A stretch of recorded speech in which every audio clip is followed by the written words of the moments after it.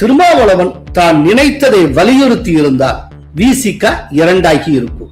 ஒரு 108 தொகுதிகள் வரை தாவேக ஜெயித்திருந்தாலும் கூட அந்த வெற்றியை ஒரு ஆக்சிடென்ட் அப்படின்னு பார்க்கக்கூடிய பார்வைதான் இன்றைக்கு வரைக்கும் இருக்கிறது. ஜெயலலிதா உயிருடன் இருக்கும் வரை போயஸ் கார்டன் வீட்டுக்குள்ளேயே இருந்த அந்த நிழல் சக்திக்கு கட்சிக்குள் எந்த பதவியும் தரப்பட்டது கிடையாது.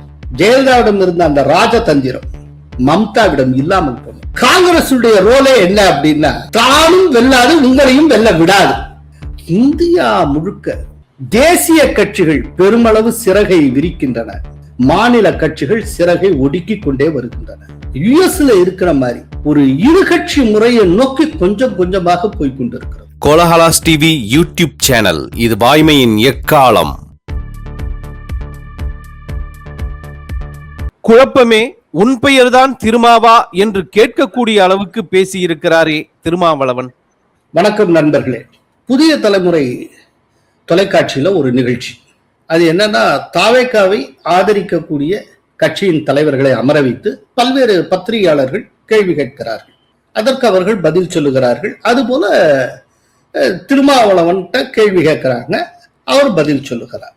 அல்ல, திருமாவளவன்கிட்ட ஒரு முக்கியமான கேள்வியை ஒருத்தர் எழுப்புறார். அவர் என்ன சொல்றாரு அப்படின்னா, அமைச்சரவையிலேயே இடம்பெறுவது அப்படிங்கிற முடிவை நீங்க ஏன் எடுத்தீங்கன்னு கேட்கிறார். இப்ப இந்த கேள்விக்கு திருமாவளவன் என்ன பதில் சொல்லி இருக்கிறார் அப்படின்னா, ஆமா, நாங்க அப்படித்தான் நினைச்சிட்டு இருந்தோம். இடதுசாரிகள் வழியில அவங்க எடுக்கிற அதே முடிவை அடியொற்றித்தான் முடிவு எடுப்பது அப்படிங்கிற முடிவுல இருந்தோம். என்னுடைய முடிவு அதுவாகத்தான் இருந்தது.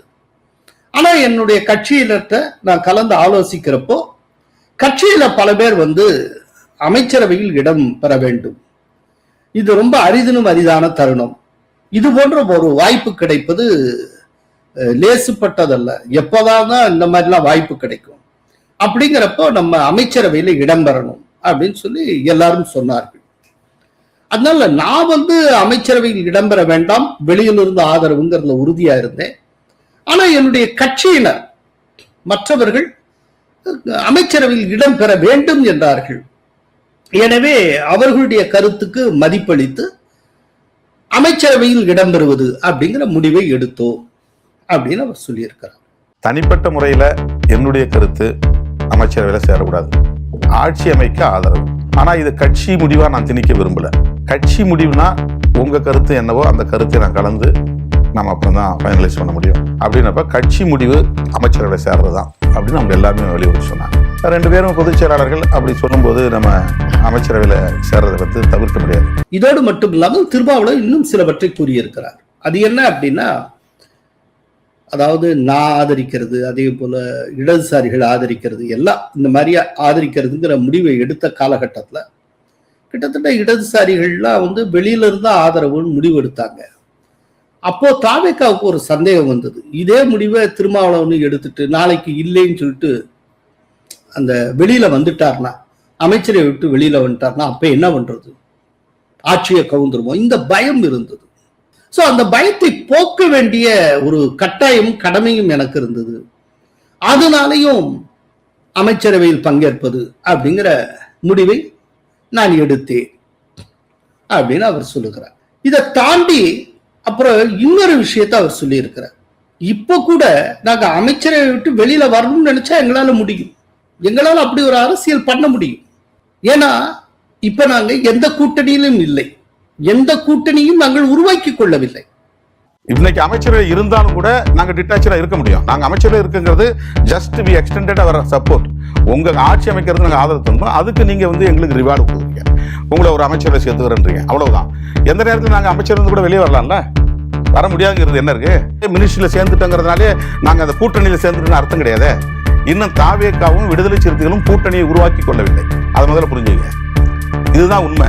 அப்ப நாங்க வெளியில இருக்கிறோம். ஒரு கட்டத்துல அவங்க இவங்க வெளியே இருந்தா நமக்கு ஆபத்து, எப்ப வேணாலும் இவங்க திடீர்னு விட்ரா பண்ணிடுவாங்க. உள்ள வந்துட்டாங்கன்னா திருமாவளவனே உள்ள வந்துட்டா இன்னும் பிரச்சனை இல்லாம போயிடும் அப்படின்னு அவங்க முயற்சி எடுக்கிறாங்க. ஏன்னா திருமாவளவன் உள்ள போகல, சரி வன்னியரசு உள்ள வந்துட்டார் சேஃப்னு நினைக்கிறாங்க. அது சேஃப்னு சொல்ல முடியாது. ஏன்னா நாளைக்கு நான் கூப்பிட்டு வேண்டாம்பா, நம்ம அமைச்சர் இருக்க வேண்டாம், நம்ம வெளியே வரலாம் அப்படின்னு எங்களுக்கு அந்த சுதந்திரம் இருக்கு, அந்த ரைட் இருக்கு, அந்த அதிகாரம் இருக்கு. அப்ப அதனால இன்னும் கூட நம்ம அதை சொல்ல முடியும், நாங்க அந்த கூட்டணியில இல்லைன்னு சொல்ல முடியும். சோ அட் பிரசன்ட் எந்த கூட்டணியும் இல்லைங்கிற, தாவேகா கூட்டணி இல்ல, திமுக கூட்டணி இல்ல அப்படின்னு அவர் சொல்லி இருக்கிறார். சோ எப்போது வேண்டுமானாலும் நாங்கள் வெளியேறலாம், வெளியேறணும்னு நினைச்சா அந்த முடிவை எங்களால் எடுக்க முடியும். அதனால அமைச்சரவையில் இடம்பெற்று விட்டோம் என்கிற காரணத்துக்காகவே தாவேகா கூட்டணியில் இருப்பதாக யாரும் அர்த்தம் செய்து கொள்ள வேண்டாம் அப்படின்னு திருமாவளவன் கூறியிருக்கிறார். இதுல இருக்கக்கூடிய முரண்பாடுகள், குழப்பம் என்னென்னங்கிறத பார்க்கலாம். அவர் என்ன சொல்றாரு, இடதுசாரி கட்சிகளும் வெளியில இருந்து ஆதரவுங்கிறாங்க. அதே நேரத்துல இப்ப திரும்பவும் வெளியில இருந்து ஆதரவு அப்படின்னா என்னைக்காவது விட்டுட்டு போயிட்டா என்ன பண்றது அப்படின்னு தாவேகாவினர் கொஞ்சம் பயந்தாங்க.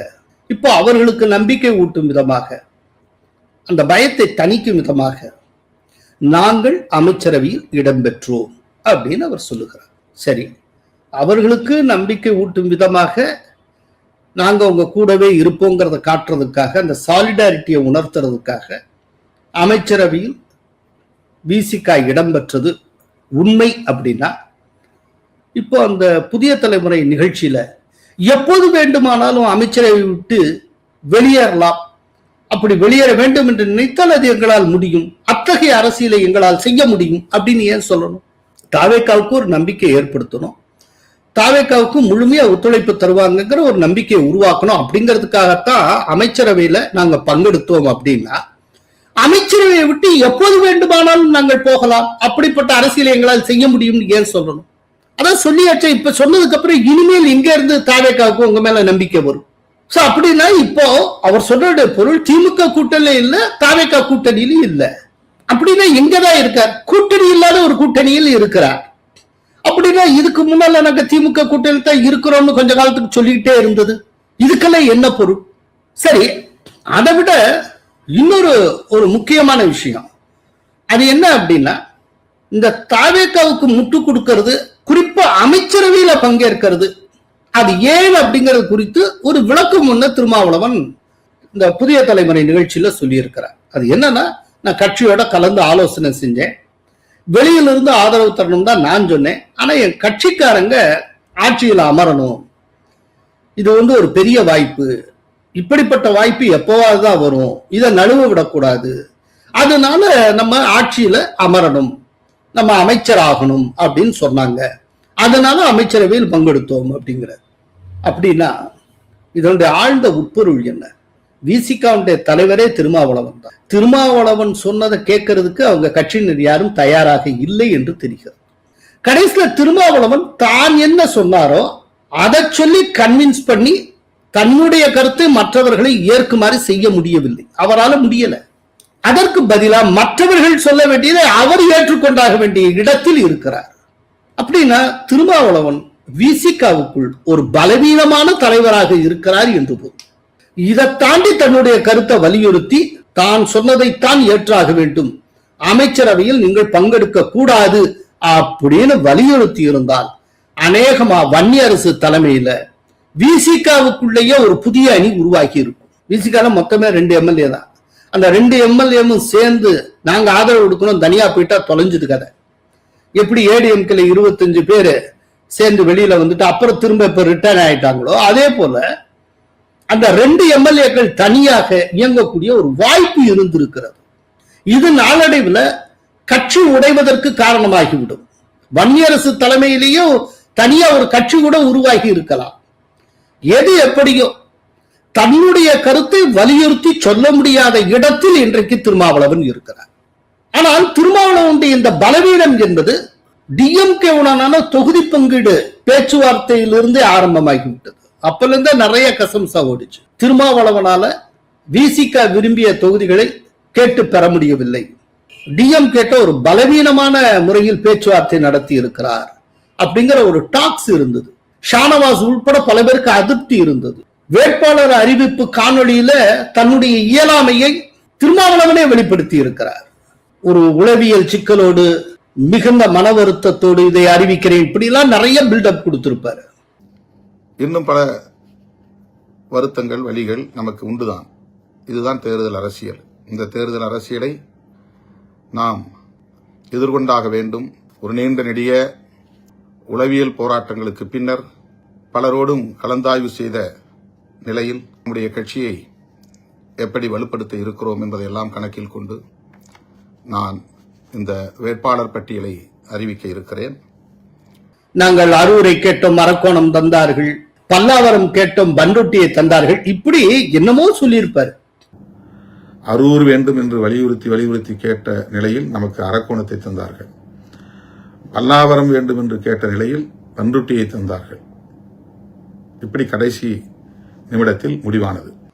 அப்போலேருந்தே அவர் பலவீனம் அடைய தொடங்கி விட்டார். அப்போலேருந்து அவருக்கும் அவர் கட்சியில அடுத்த நிலையில் இருக்கிறவர்களுக்கு இடையில ஒரு முருகல் நிலை இருந்து கொண்டே இருந்தது. இப்ப கடைசியில தாவேகாவுக்கு ஆதரவு அளிப்பதா இல்லையா, அப்படிப்பட்ட ஆதரவுன்னா அது எப்படிப்பட்ட ஆதரவாக இருக்க வேண்டும், வெளியில் இருந்தா இல்லாட்டி அமைச்சரவையிலேயே இடம்பெறுவதா, இந்த மாதிரியான விஷயம்லாம் வந்தப்போ அவங்க கட்சிக்குள்ள திருமாவளவனை தவிர்த்து அடுத்த நிலையில் இருக்கிறவர்கள் இருக்காங்கல்ல, அவர்களுடைய கை ஓங்கி இருக்கிறது. குறிப்பாக வன்னியரசின் கை ஓங்கி இருக்கிறது. திருமாவளவன் அடக்கி வாசிக்க வேண்டிய கட்டாயத்தில் இருக்கிறார். இன்னைக்கு தேதிக்கு திருமாவளவன் அந்த கட்சியினுடைய தலைவர்னு பேருக்கு தான். முடிவுகளை திருமாவளவன் தவிர்த்த மற்றவர்கள் எடுக்கிறார்கள். அவர்கள் எடுக்கிற முடிவை திருமாவளவன் கேட்டுக்கொள்ள வேண்டும். திருமாவளவன் தான் நினைத்ததை வலியுறுத்தி இருந்தால் விசிக இரண்டாகி இருக்கும். விசிகாவில் இருக்கக்கூடிய 2 எம்எல்ஏக்கள் தனி அணியாக தாவேகாவை ஆதரித்திருப்பார்கள். இப்போது போலவே அப்போதும் வன்னியரசு அமைச்சராகி இருப்பார். அதை தவிர்ப்பதற்காகத்தான் திருமாவளவன் அவர்கள் சொன்னதை கேட்டுக்கொண்டார். சோ இதிலிருந்து தெரிய வருவது, திருமாவளவன் இன்னைக்கு விசிகால சொல்லக்கூடிய இடத்தில் இல்லை. ரொம்ப ரொம்ப ஒரு பலவீனமான தலைவராக இருக்கிறார். சொந்த கட்சிக்காரர்களாலேயே அவர் பலவீனமான தலைவராக பார்க்கப்படுகிறார். தலைமை பொறுப்புல இருக்காரே ஒழிய ஒரு தலைவராக இயங்க முடியாத நிலையில் இருக்கிறார். கிட்டத்தட்ட வன்னியரசு ஓவர்டேக் பண்ணிட்டார்னு நினைக்கிறேன். இதுதான் நடந்திருக்கு. சோ ஒரு பக்கம் குழப்பம், இன்னொரு பக்கம் திருமாவளவனுடைய இயலாமை. குழப்பம் எங்க அப்படின்னா, நாங்க அமைச்சரவையில இடம்பெற்றோம், அதற்கு காரணம் தாவேகாவுக்கு நம்பிக்கையை ஊட்டுவது அப்படிங்கிறார். இன்னொரு பக்கம் அமைச்சரவையிலிருந்து எப்போது வேண்டுமானாலும் போகலாம், அந்த முடிவும் எங்களால் எடுக்க முடியும் அப்படின்னு சொல்லுகிறார். இன்னமும் எந்த கூட்டணியும் உருவாக்கி கொள்ளவில்லை அப்படிங்கிறாரு. எந்த கூட்டணியும் உருவாக்கி கொள்ளாமல் எப்படி தாவேகா அமைச்சரவையில் இடம்பெற்றார், என்ன கெப்பாசிட்டியில இடம்பெற்றார்? ஒரு ஃபார்முலா, ஒரு கூட்டணி, ஒரு அலையன்ஸ் ஒண்ணு வேண்டாமா? ஒண்ணுமே இல்லாமல் எப்படி நீங்கள் இடம்பெற்றீர்கள்? இப்போ டிஎம்கே தந்து நீங்க பல தொகுதிகளை பெற்றிருக்கிறீர்கள். என்ன காரணம்? டிஎம்கே கூட்டணியில் இருந்தீர்கள், எனவே தொகுதிகளை பெற்றீர்கள். அப்படிங்கிறப்போ தாவேகா கூட்டணியில் இல்லாமலேயே தாவேகாவிடமிருந்து அமைச்சரவையில் இடம் எப்படி பிடித்தீர்கள்? ஒரே தலையை சுத்தலையா உங்களுக்கு? அதே நேரத்துல இந்த குழப்பத்தை தாண்டி புலப்படுகிற இன்னொரு விஷயம், விசிகாவுக்குள்ளேயே திருமாவளவன் படிப்படியாக செல்வாக்கு இழந்து வருகிறார் என்பதுதான். தாவேகா அரசின் அமைச்சரவையில் விசிக இடம்பெற்று விட்ட நிலையில் தாவேகாவுடன் தான் கூட்டணி என்று அறிவிப்பதில் திருமாவுக்கு என்ன தயக்கம் இருக்க முடியும்?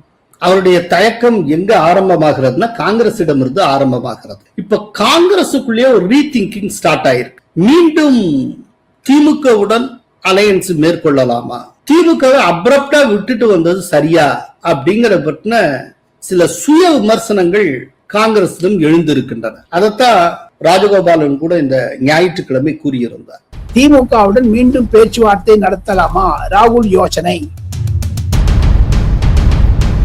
அதுக்கு என்ன காரணம் அப்படின்னா, அவங்க தாவேகாவை முழுமையாக நம்ப தயாராக இல்லை.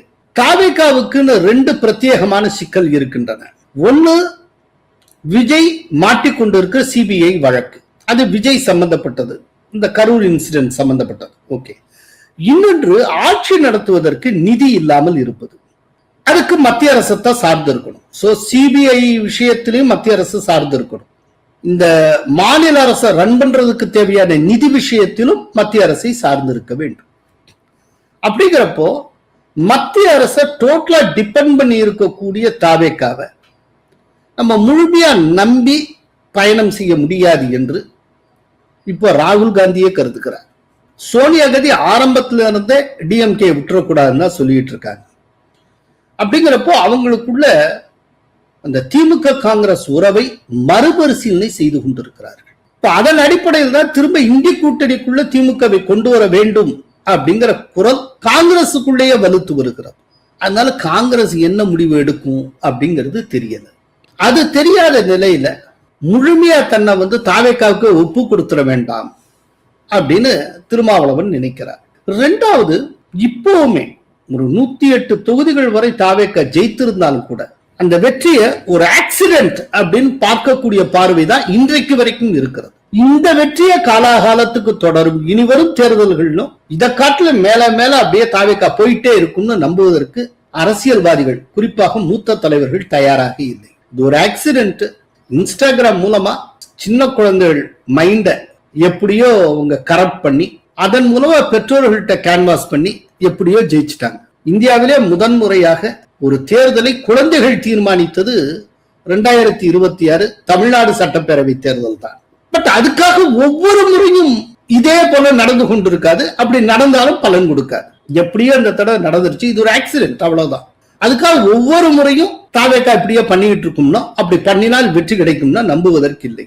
அதனால தாவேக்காவை நம்புறதுக்கு பதிலாக கட்சியினுடைய கட்டமைப்பு முழுமையாகவும் பலமாகவும் இருக்கக்கூடிய திமுகவை நம்பலாம். அதுதான் நீண்ட கால கண்ணோட்டத்தில் பலன் தரக்கூடியது அப்படிங்கிற எண்ணம் காங்கிரசிலேயே பல மூத்த தலைவர்களுக்கு இருக்கிறது, இன்க்ளூடிங் சோனியா காந்தி. ராகுல் காந்திக்கு தான் வேறுபட்ட கருத்து இருந்து இப்ப அவரும் கொஞ்சம் கொஞ்சமா மாறிக்கொண்டு இருக்கிறார் அப்படின்னு தெரிய வருகிறது.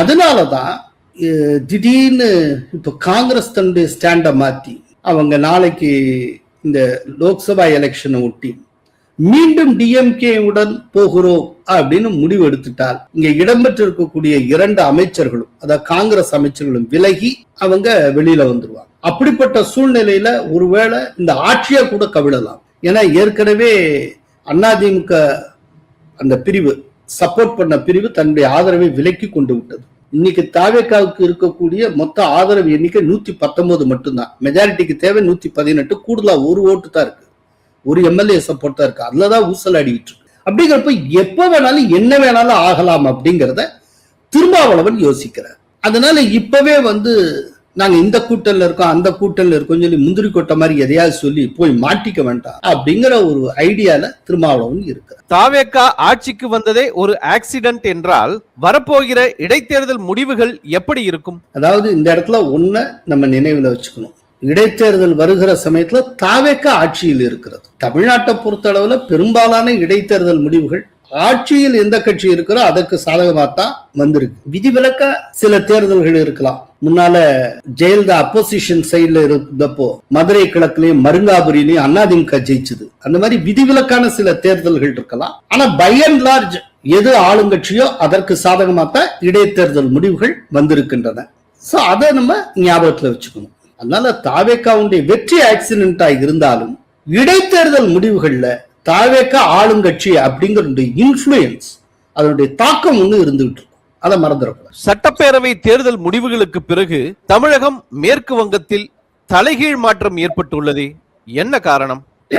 அதாவது இந்த சட்டப்பேரவை தேர்தல் முடிவுகள் மொத்தத்தையும் போட்டு புரட்டி எடுத்திருக்கிறது. திரிணாமுல் காங்கிரசுக்கு ஏற்பட்டிருக்கக்கூடிய கதி ரொம்ப ஆச்சரியமாக இருக்கிறது. நேற்றைக்கு வரைக்கும் கேள்விக்கு அப்பாற்பட்ட ஒரு மாபெரும் சக்தியாக, ஒரு மாபெரும் தலைவராக திகழ்ந்தவர் மம்தா பானர்ஜி. இன்னைக்கு அவருடைய கட்சி நாடாளுமன்றத்திலும் சட்டப்பேரவையிலும் 2 பட்டு இருக்கிறது. திரிணாமுல் காங்கிரஸ் எம்எல்ஏக்கள் 80 பேர்ல 61 பேர் தனியாக பிரிந்து அவர்கள் ஒரு தனி அணியாக செயல்பட்டு வருகிறார்கள். அவங்க ரீதப்பிரதா பானர்ஜி தலைமையில் செயல்பட்டு வருகிறார்கள். அதே போல நாடாளுமன்றத்துல மொத்தம் 29 எம்பிக்கள், அதுல 21 பேர் தனியாக பிரிந்து அவங்க என்டிஏவை சப்போர்ட் பண்றோம் அப்படின்னு அனௌன்ஸ் பண்ணியிருக்காங்க. இதுல என்ன பியூட்டினா, மம்தா தலைமையிலான திரிணாமுல் காங்கிரஸ் இண்டி கூட்டணியில் இருக்கிறது.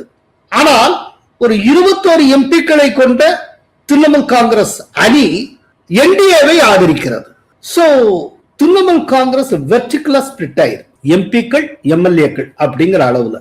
பட் கட்சியினுடைய நிர்வாகிகள், அந்த கட்சியினுடைய கட்டமைப்பு, ஒரு சாதாரண கிளை செயலர்ல ஆரம்பிச்சு மாநில தலைவர் வரையிலான அந்த கட்சி கட்டமைப்பு, அதுல இந்த ஸ்பிளிட் எந்த அளவுக்கு எதிரொலிச்சிருக்கு இல்ல அப்படிங்கிறது இன்னும் நமக்கு தெரியல. அது போக போக தெரியும்.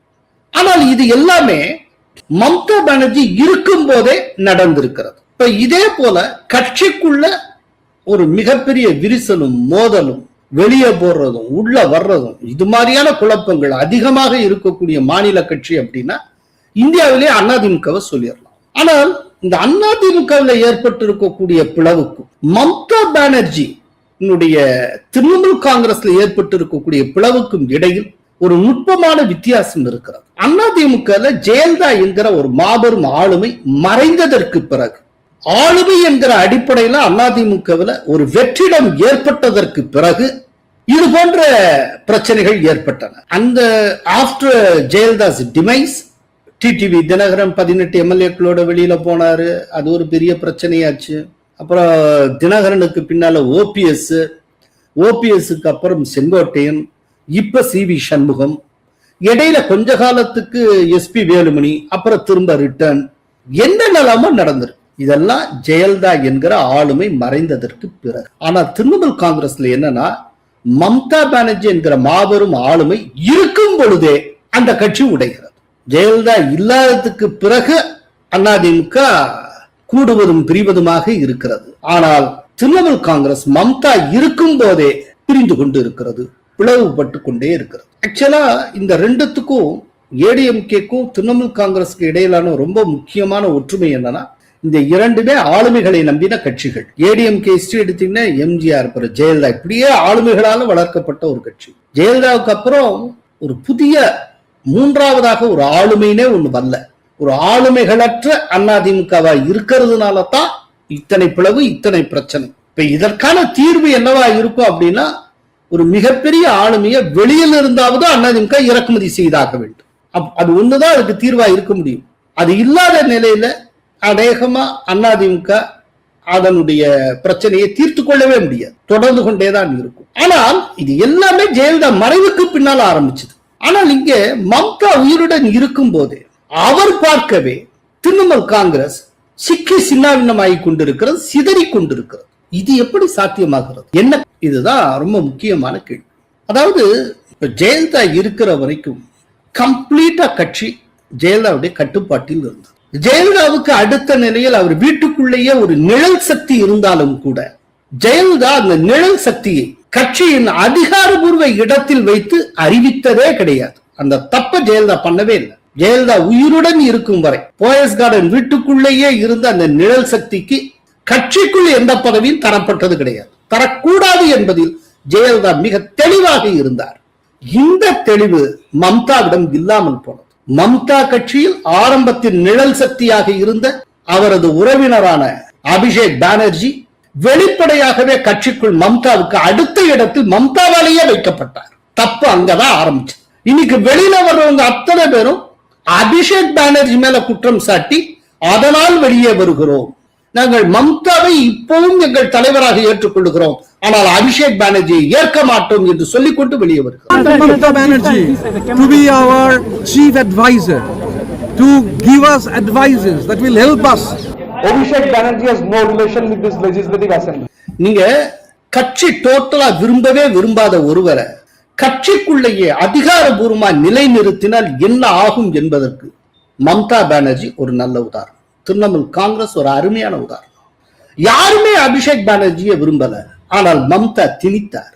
அதனுடைய விளைவு அவர் பார்க்க, அவர் கண்ணுக்கு முன்னால் அவர் செங்கலாக எடுத்து அடுக்கி வளர்த்த ஒரு கட்சி சிதிலமாகி கொண்டு வருவதை கண்ணார பார்க்கிறார்.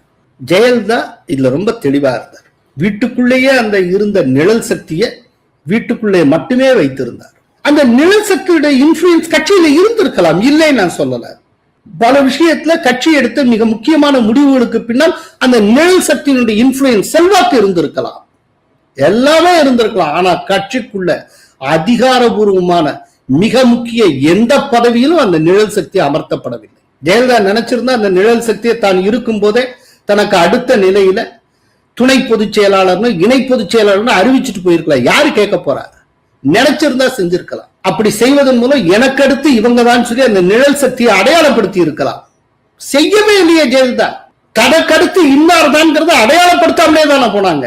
சோ சாதாரண பொதுமக்கள், கேடர்ஸ், நிர்வாகிகள், இவர்கள் விரும்பாத ஒரு சக்தியை கட்சிக்குள்ள மிக முக்கிய பொறுப்புல நீங்க நிலைநிறுத்துகிறப்போ என்ன ஆகும்னா, கட்சி எப்ப பலவீனம் அடைகிறதோ, எப்ப தோற்கிறதோ, அப்ப அப்படியே செங்கலா உதிர்ந்துரும். நீங்க ஜெயிச்சுக்கிட்டே இருக்கிற வரைக்கும் அது தெரியாது, தோற்கிற போது ரொம்ப வெளிப்படையாக தெரியும். அந்த விஷயத்துல ஜெயலலிதா ரொம்ப உஷாராக இருந்தார். ஜெயலலிதாவிடம் இருந்த அந்த ராஜதந்திரம் மம்தாவிடம் இல்லாமல் போனது. மம்தா மட்டும் அபிஷேக் பானர்ஜி கொண்டு வராமல் இருந்திருந்தார் அவர் 80 எம்எல்ஏக்களை பெற்ற நிலையிலும் கட்சி உடையாமல் ஆரோக்கியமாக இருந்திருக்கும். இன்னைக்கு தன் கண்ணுக்கு முன்னால கட்சி சட்டப்பேரவைக்குள்ளே நொறுங்குகிறது, நாடாளுமன்றத்தில் நொறுங்குகிறது. எவ்வளவு வேதனைப்பட்டு இருப்பார். காங்கிரஸ்ல இருந்து வெளியில வந்து இப்படி ஒரு கட்சியை ஆரம்பிச்சு 33 வருஷம் அப்படியே வெஸ்ட் பெங்கால் ஆட்டி படைத்துக் கொண்டிருந்த மார்க்சிஸ்ட் கம்யூனிஸ்ட் கட்சியிடம் இருந்து கைப்பற்றி ஆட்சி அமைக்கிறது என்ன பாடுபட்டிருப்பாங்க. என்ன லேசான வேலையா? 3 டேர்ம் கண்டினியூஸா சிஎம் ஆயிருந்த ஒருத்தங்க கண்ணுக்கு முன்னால கட்சி காலாவதி ஆகுறதுன்னா துடிச்சு போக மாட்டாங்களா? அதுக்கு காரணம் மம்தாட்ட விவேகம் இல்லாத ஒரு அணுகுமுறை இருந்தது. குருட்டுத்தனமாக அபிஷேக் பானர்ஜியை தனக்கு அடுத்த நிலையை கொண்டு வந்தார். அபிஷேக் பானர்ஜியை எதிர்க்கக்கூடிய நிர்வாகிகள் யாராக இருந்தாலும் கட்சிக்குள் இருக்க முடியாது என்கிற சூழ்நிலை உருவாயிற்று. அப்படிப்பட்ட அடிப்படையில் சுவேந்து அதிகாரியே வெளியில வர்றார். சுவேந்து அதிகாரியினுடைய வெளியேற்றம், அவர் வெளியேறினது என்ன அடிப்படையில்னா அபிஷேக் பானர்ஜி கொடுக்கப்பட்ட முக்கியத்துவத்தினால. சோ ஒரு அபிஷேக் பானர்ஜி அப்படிங்கிற ஒரு என்ன சொல்றது, ஒரு கட்சிக்கு ஒவ்வாத, கட்சியின அத்தனை பேருக்கும் ஒரு ஒவ்வாமை, ஒரு அலர்ஜியை ஏற்படுத்தக்கூடிய ஒரு எலிமெண்ட்டை ஊட்டி ஊட்டி வளர்த்ததுனால இன்னைக்கு அவர் பார்க்க கட்சி சிதிலம் அடைந்து கொண்டிருக்கிறது. இதுல இன்னொன்று பார்க்கணும் என்னன்னா, the established parties எல்லாமே இப்ப அண்மை காலமா தோல்வி அடைந்ததற்கு பிறகு அப்படியே ஸ்பிளிட் ஆகிட்டே போகுது. இந்த ரீசெண்ட் டேஸா நடந்துட்டு. எடுத்துக்காட்டா நீங்க மம்தாவை பாருங்க, இந்த மாதிரி ஆயிடுச்சு, அது என்னன்னு தெரியும். அதே போல உத்தவ் தாக்கரே, ஏக்நாத் ஷிண்டே பிளவு, அதிமுகவில் ஏற்பட்டிருக்கக்கூடியது. டிஎம்கே பொறுத்தளவுல டிஎம்கே கட்சிக்குள்ள பெரிய சிதிலம்னு எதுவும் இல்லை. ஆனால் டிஎம்கே தன்னுடைய கூட்டணி கட்சிகளை முழுமுற்றாக இழந்து விட்டது. இன்னைக்கு யாரும் டிஎம்கே விட இல்லை. சோ இனிமேல் வந்து டிஎம்கே தனியாக களங்காண வேண்டிய ஒரு கட்டாயம் ஏற்பட்டு இருக்கிறது. ஒருவேளை அடுத்த தேர்தல் வர்றதுக்குள்ள அது மாறுமா என்னமா அது தெரியாது. ஆனா இன்னைக்கு தேதியில இதுதான் நிலைமை. டிஎம்கே அது சந்தித்த முதல் தேர்தல்ல இருந்து இன்னைக்கு வரைக்கும் கூட்டணி இல்லாமல் நின்றதே கிடையாது. கூட்டணியின் பலத்தை தன்பலம் போலவே ப்ரொஜெக்ட் பண்ணிக்கிட்டே அப்படியே பம்மாத்து காட்டி கொண்டு வந்தது டிஎம்கே. இப்ப முதல் தடவையா கூட்டணி இல்லாமல் நிற்க வேண்டிய ஒரு ஆபத்தை நோக்கி திமுக நகர்ந்து கொண்டிருக்கிறது. அப்படியெல்லாம் போய் நின்னா என்ன ஆகும்னே தெரியாது, கதை கந்தல் ஆயிரும்.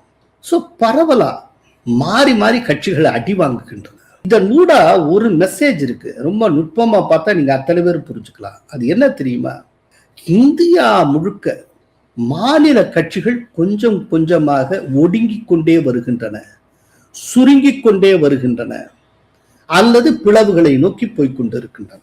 மீண்டும் தேசிய கட்சிகளின் ஆகிருதி பிரம்மாண்டமாகிக் கொண்டே வருகிறது. காங்கிரஸ் 99 சீட்டு எடுத்ததா இருக்கட்டும், அடுத்தடுத்து மாநில கட்சிகள் கோலோச்சக்கூடிய மாநிலங்களில் தேசிய கட்சியான பிஜேபி ஜெயித்ததாக இருக்கட்டும், ஒடிஷாவா இருக்கட்டும், இல்லாட்டி வெஸ்ட் பெங்காலா இருக்கட்டும், தேசிய கட்சிகள் பெருமளவு சிறகை விரிக்கின்றன, மாநில கட்சிகள் சிறகை ஒடுக்கிக் கொண்டே வருகின்றன. இதுதான் இப்ப அண்மைக்கால தேர்தல் முடிவுகளிலிருந்து நமக்கு தெரிய வரக்கூடிய உண்மை. சோ இது எப்படின்னா, நீங்க யுஎஸ்ல இருக்கிற மாதிரி ஒரு இருகட்சி முறையை நோக்கி கொஞ்சம் கொஞ்சமாக போய்கொண்டிருக்கிறோம். இந்த டைரக்ஷன்ல பாத்தீங்கன்னா ராகுல் காந்தியோட பிளான் இருக்கு பாருங்க, இந்த மாநில கட்சிகளை ஒழிச்சு கட்டுறது, மாநில கட்சிகளை ஒடுங்க வைக்கிறது, அப்படியே கொஞ்சம் கொஞ்சமா தேசிய கட்சி தன்னுடைய பரப்பை அகலப்படுத்துவது. அதுல அவர் வந்து வெற்றி கண்டு கொண்டிருக்கிறார் நான் நினைக்கிறேன். இப்ப எல்லா இடத்துலயும் தேசிய கட்சி விரிந்து கொண்டே இருக்கிறார். அது காங்கிரஸா இருக்கலாம், பிஜேபி இன்னும் பிரமாதமா, ஆனால் மாநில கட்சிகள் ஒடுங்கி கொண்டிருக்கு. இதுதான் நமக்கு கிடைக்கக்கூடிய சற்று மெசேஜ். நீங்கள் தேசிய கட்சியின் வளர்ச்சி என்று பாஜகவை குறிப்பிட்டால் சரி, காங்கிரஸை எப்படி சேர்த்து குறிப்பிடுகிறீர்கள்? அதாவது காங்கிரஸ் வந்து நெகட்டிவான வழியில அந்த வேலையை பாக்குறாங்க. அதாவது இப்ப ஒரு உதாரணம் சொல்றேன். இப்ப பீகார்ல தேஜஸ்வி யாதவ இந்த லாலுவோட கட்சியை ஒழிச்சு கட்டினது யாருக்கு பெரிய பங்கு இருக்கு? காங்கிரஸ் அதிகமான தொகுதிகளில் போட்டியிட்டது, அவ்வளவுதான் ஒழிச்சு கட்டிட்டாங்க. இதே போல இந்த வரக்கூடிய தேர்தல்ல யூபியில அகிலேஷ் நிறைய கேட்பாங்க. அகிலேஷ் ரொம்ப பேசிட்டு கடைசியில காங்கிரஸோட தான் கூட்டணி வைப்பாரு. அதுக்கு ஒரே காரணம் முஸ்லீம் ஓட்டர்ஸ். காங்கிரஸ் தன்னோட செல்ல முஸ்லீம் ஓட்டர்ஸ் ரெண்டா ஸ்பிளிட் ஆகும், ஒண்ணுமே இல்லாம போயிருவோம். சோ முஸ்லீம் ஓட்ஸ் ஃபுல்லா தனக்கு வரணும், காங்கிரஸ்க்கு ஏதாவது கொடுத்துதான் ஆகணும், இல்ல கொடுத்துதான் தொலையணும் அப்படிங்கிறதுக்காக காங்கிரஸோட அலையன்ஸ் வைப்பார். அப்ப நிறைய தொகுதிகள் கேட்பாங்க. காங்கிரஸ் நிக்கிற தொகுதிகளை எப்போது காங்கிரஸ் தோத்து போகும், இது வரலாறு. அதன் மூலமா அந்த கட்சி ஆட்சியே பிடிக்காது. இப்ப அதே போலதான் டிஎம்கே எடுத்துக்கங்க. காங்கிரஸுக்கு அதிக தொகுதி கொடுத்தாங்க, 5 தொகுதி ஜெயிச்சாங்க. இப்ப கூட ஆர்எஸ் பாரதி சொல்லியிருக்காருல, காங்கிரஸுக்கு 28 தொகுதி கொடுத்ததுல அந்த 28ல 18 20 நாங்க நின்றுதோம்னா ஒரு 15 தொகுதியா ஜெயிச்சிருப்போம். இன்னைக்கு தாவேகா இந்த அளவுக்கு நம்பர்ஸே வந்திருக்காது.